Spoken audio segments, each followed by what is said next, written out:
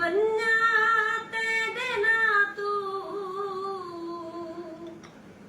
कोई ऐसा जादू की तई कमन तू ने विसरदा इको तेदा खतरा भूल वेंदा चेता तू सुख दा समने ढोला असतंग हां अपने तू सानू कई शे ढोल पिलाई नहीं लहंगा सादे तू ठहरे बन्ना तेरे ना तू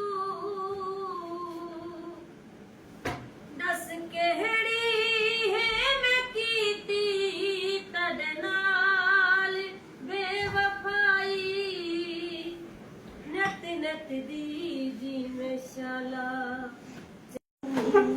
सानू कई शे ढोल पिलाई ने लहदा सादे तमाम दोस्तों को चांद रात मुबारक। बहुत सारी दुनिया ने मुझे बहुत सारे फोन मारे, यार ये किन चक्रों में तुम पड़ गए हो, ये तुम्हारा स्टेटस है।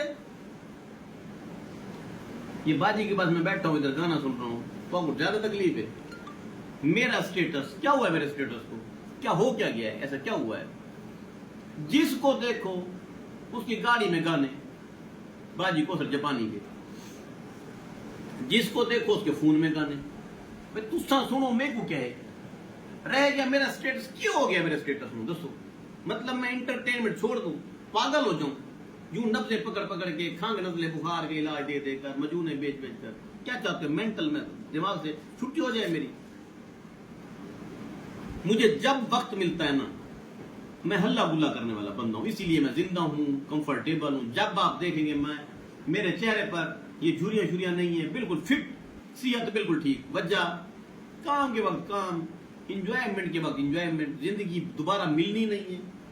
और बाकी ये जो ठसवे लोग लगा रहे हैं मुझे, तुस्सा बड्डे, ये भी ये सारे काम करते हैं, ये गाने वाले लोग सब सुनते हैं। फर्क सिर्फ इतना है, एक लोग के सुन जाए, मैं सारे सामने सुनता जे को तकलीफ थी वे। हाँ मैं आया बाजी दिखा रहा है, चांद रात है, मेरे के मेरे भेड़ निकली है, मैं आया, मैं जो बुलासा एक बारी ना 1 करोड़ बारी आसा।